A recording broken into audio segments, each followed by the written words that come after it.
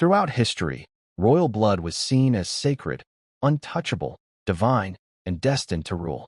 But behind gilded palaces and jeweled crowns lay a darker truth. In their desperate attempt to preserve pure dynasties, Europe's royals repeatedly married within their own bloodlines. The result? Generations plagued with madness, infertility, disfigurement, and decline. Today, we uncover how inbreeding didn't just haunt royal families, it helped destroy them. Royal families believed they were chosen by God, their bloodline superior to common people.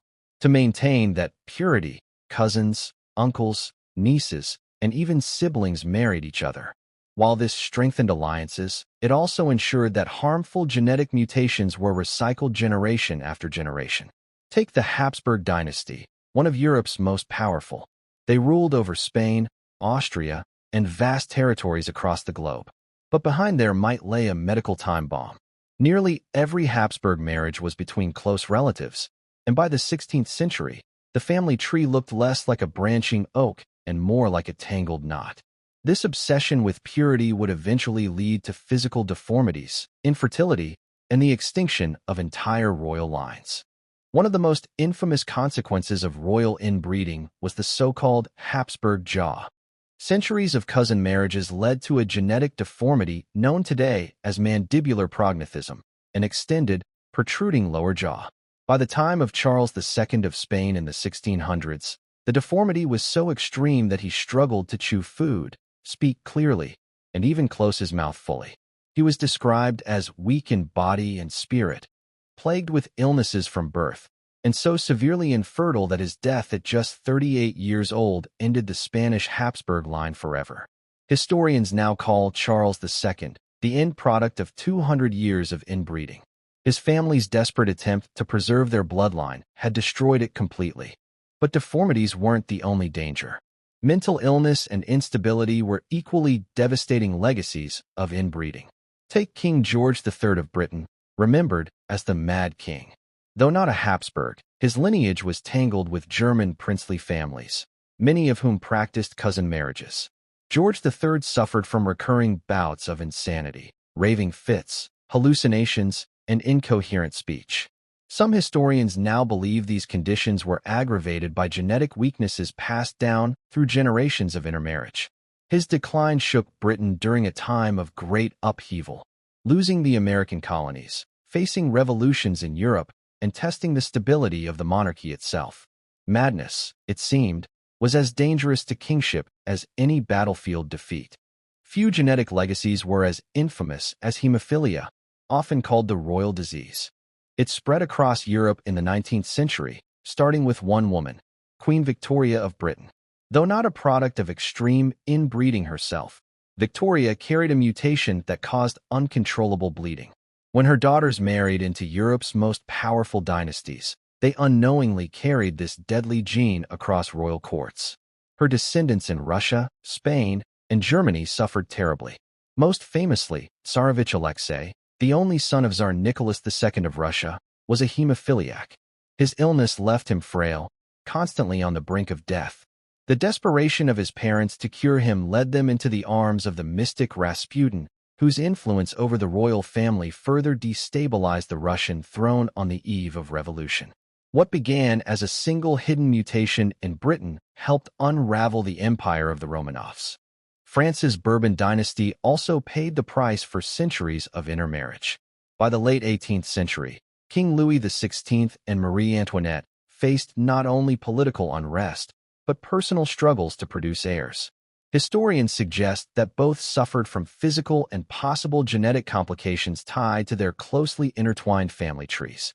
Though they eventually had children, their difficulties in succession weakened their image at a time when France was already seething with revolution. The very foundation of monarchy, the ability to secure heirs, was cracking under the pressure of unhealthy bloodlines. By the dawn of the 20th century, Europe's most powerful thrones were linked by less than 2 degrees of separation.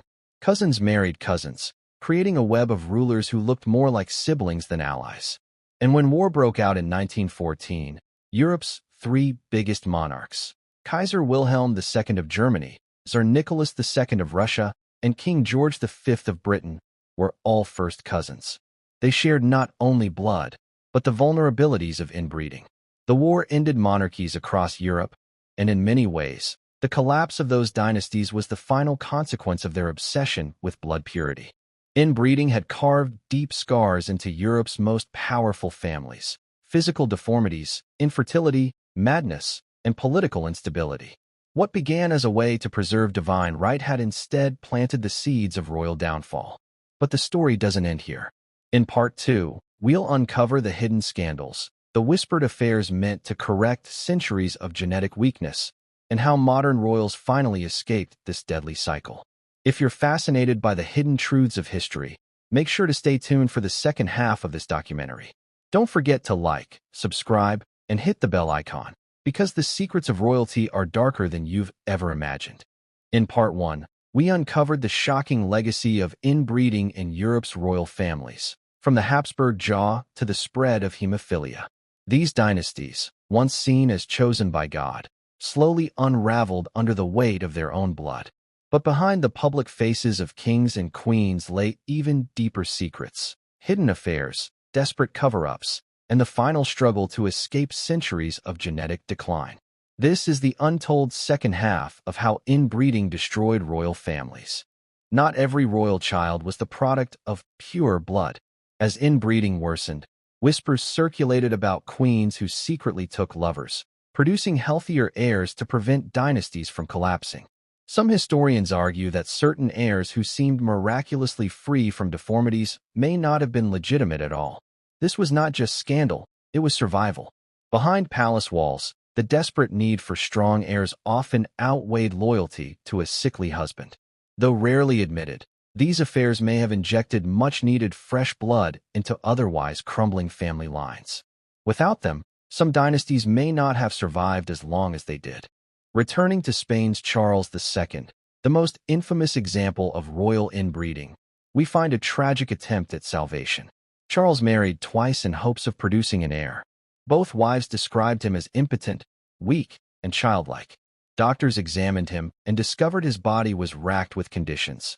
He could barely digest food, suffered seizures, and was sterile. At his death in 1700, not only did the Spanish Habsburg line end, but Europe was plunged into the War of Spanish Succession, a brutal conflict fought to decide who would inherit a throne destroyed by genetics. This war wasn't caused by foreign invaders. It was caused by centuries of royal inbreeding. By the early 20th century, Russia's royal family, the Romanovs, was spiraling. Their only male heir, Tsarevich Alexei, carried the deadly hemophilia gene passed down from Queen Victoria. The family turned to the mystic Grigory Rasputin, believing his supposed powers could save the boy. Rasputin's influence over the Tsarina Alexandra became scandalous, fueling public outrage. In truth, his presence was less about magic and more about desperation. Without Alexei, the dynasty would collapse. And collapse it did. In 1917, amid revolution, the Romanovs were overthrown and later executed.